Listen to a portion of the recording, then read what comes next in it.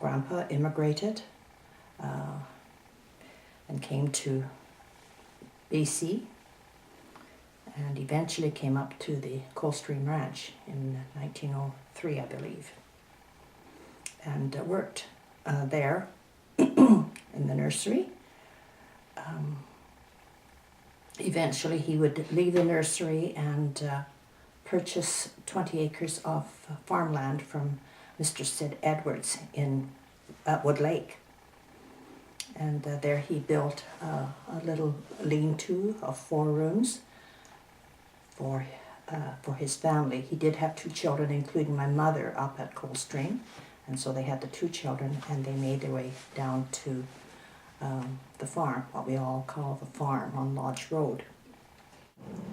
And as a child, I remember going to Grandpa's farm and having an overnight with my aunts, because I had several aunts still living at home.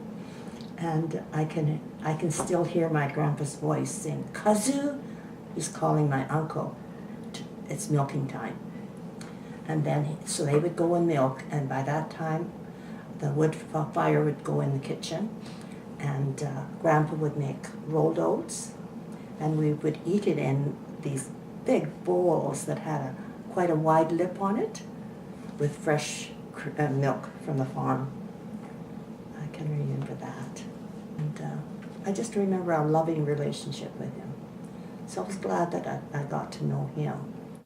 The other thing I remember is at night he would have a bath in the Japanese bath, which was a separate building with a fire underneath. And then after that he would go down to the root cellar. There was not a root cellar, but it was a cellar under the house.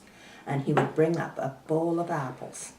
And then he had a jackknife, and he would sit in what we call the parlor, and he would peel these apples and offer me a piece, and he would be eating the apples as he peeled them.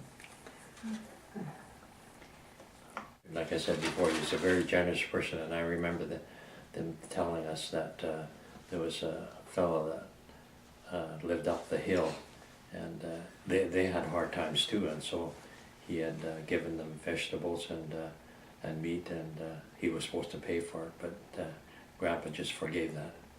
He forgave that debt for Shorty Myers. I remember Mom telling us that.